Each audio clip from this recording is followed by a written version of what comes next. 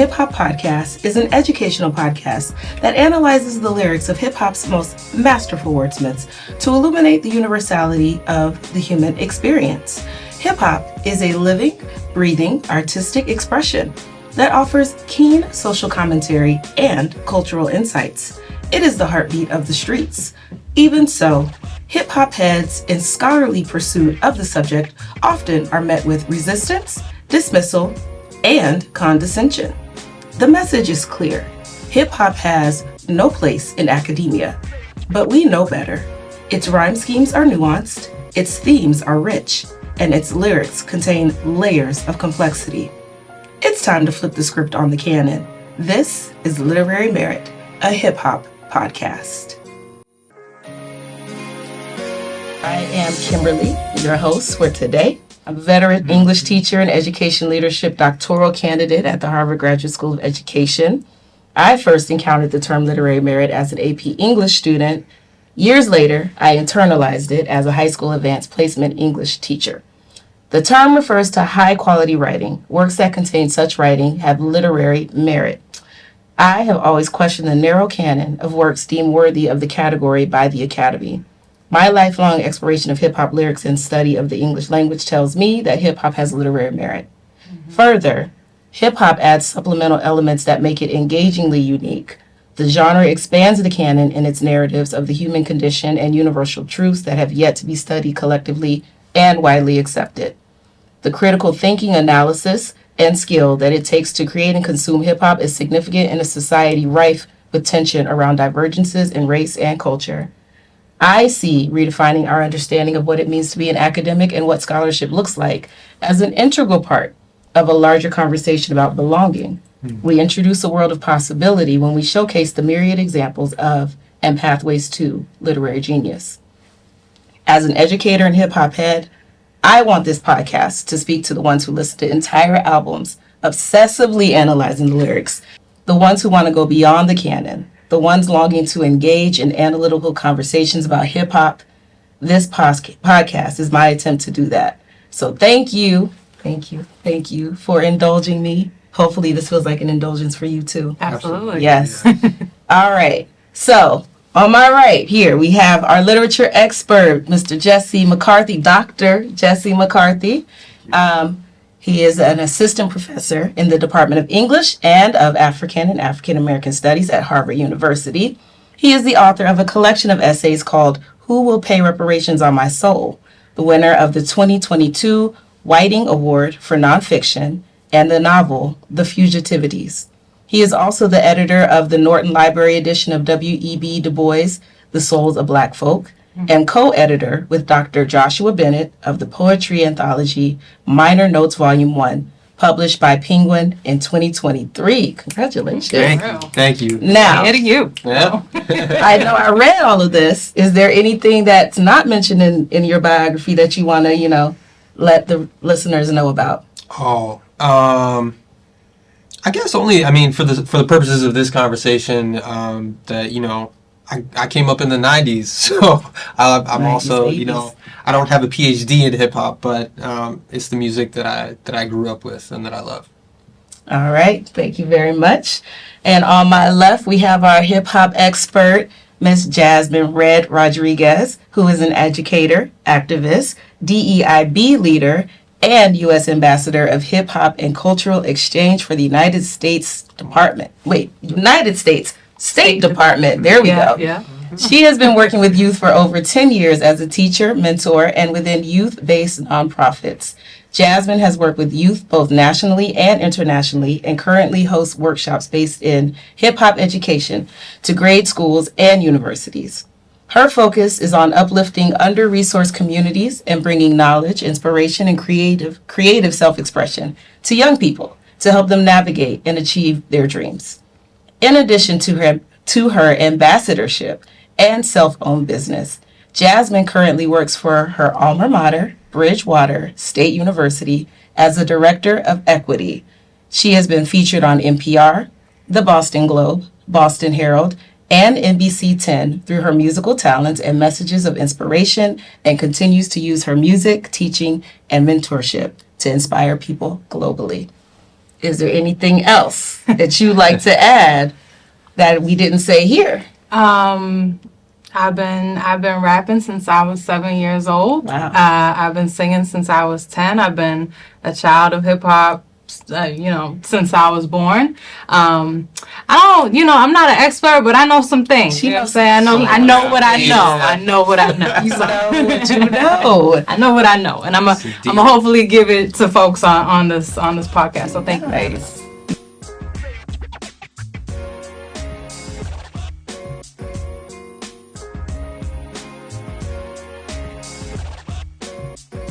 What we have in store is an hour-ish long analytical discussion of two lyrical masterpieces by the incomparable Tupac Amaru Shakur. He was an American rapper, poet, and actor born in 1971. His life was cut short when he was murdered in Las Vegas in 1996.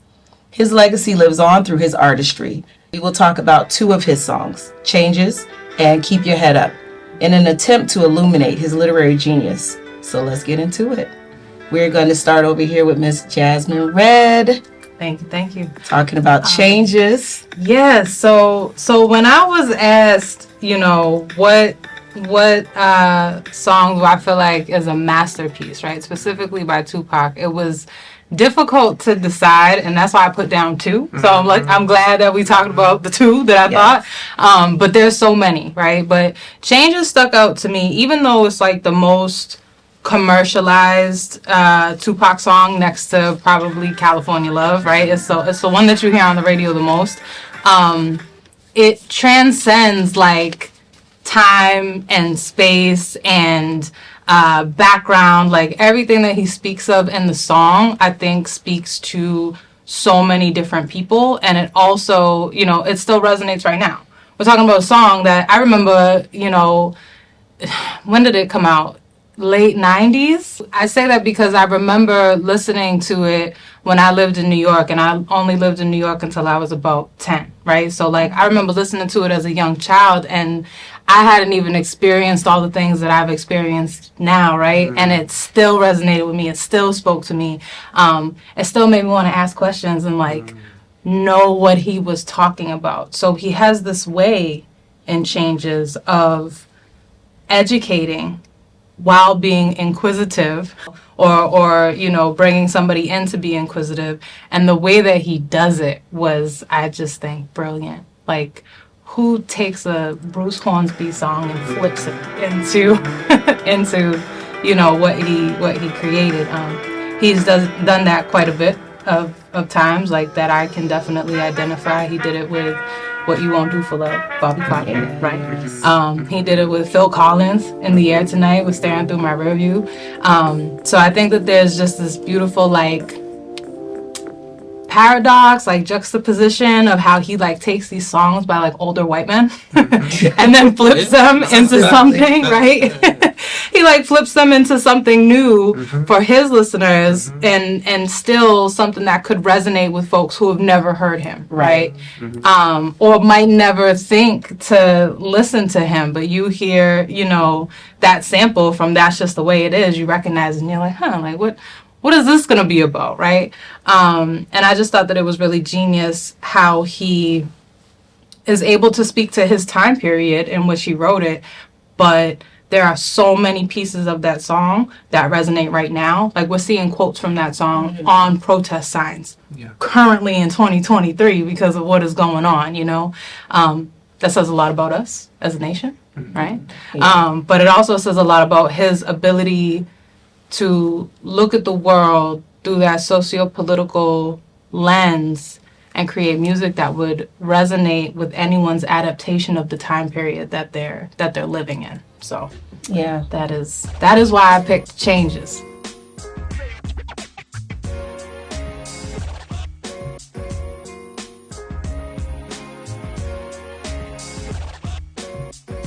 And so, in your opinion, what's this song about? I would say, if somebody asked me what is Changes about, I would say that it is a window into the reality of living in the United States. And I'm not even going to say being a specific person in the United States, not a specific, cultural background, but like this resonates with so many people on so many levels. But particularly, I will say, to being Black in America. All right. And what are some ways that you feel like you relate to the song? I mean, just one or two. I know it's like 1,000. Yeah, I have so many. So like, I have these lyrics right here, right, and they're all highlighted with all these different notes that I made on the lyrics that he gave, right? Because I was actually thinking about it on my way up here. I was like, because I was listening to Changes over and over as I was on my way up, because I'm like, planning out what I'm gonna say still, right? I love it. And get amped up. So you can take Changes and you can break it down lyric by lyric and teach and have a teachable moment for just about everything that he says in the song, right? Like, I see no changes, wake up in the morning and I ask myself, is life worth living, should I blast myself? His first bar is talking about the mental health crisis. And hip-hop has been talking about the mental health crisis since the beginning of hip-hop. The message talks about the mental health crisis, particularly in, BIPOC communities. But nobody was listening until now. There's a mental health crisis. We've had a mental health crisis, And talking about it. Yeah, and you think about the message, right? That's known as kind of like the first hip hop song to really get super popularized. Yes. Don't push me because I'm close to the edge. I'm trying not to lose my head. Like, he's saying, I am stressed out. I am tired. I am anxious. This man repossessed my car. I got rats in the front room, roaches in the back, right? I'm going through it. And if you push me, it's all going to collapse.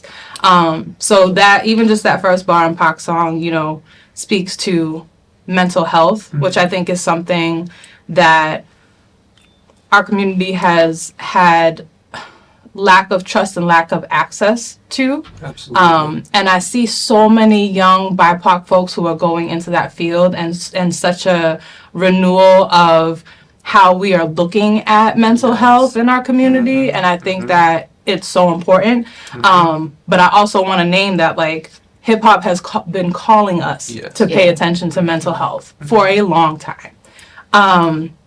He also goes into, right, I'm tired of being poor and even worse, I'm Black. My stomach hurts, so I'm looking for a purse to snatch. Just that I'm tired of being poor and even worse, I'm Black, right? Like, you would think abject poverty is like the worst thing, right? But he's saying, no, even worse than that, I'm Black. Now, what does that mean, right? When we look at historically how we've gotten here, right?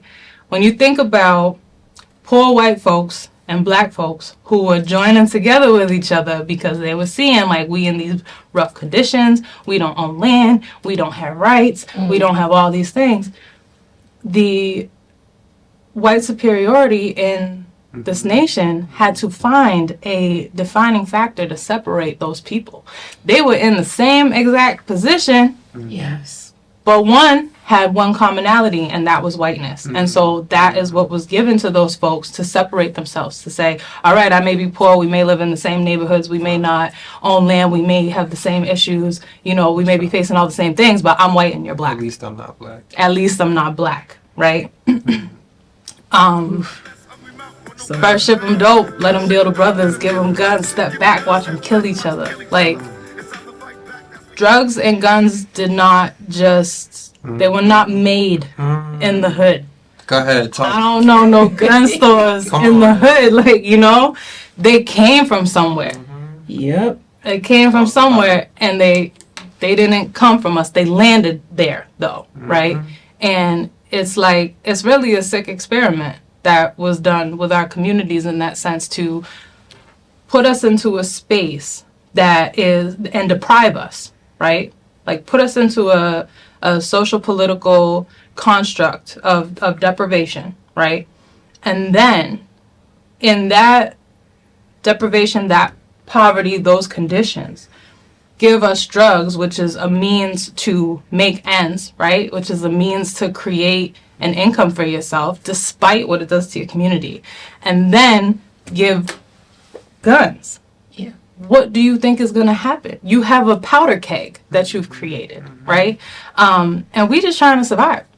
Like, that's all that is, you know, when you look at the construct of the hood and how things go down. It's all about survival, right?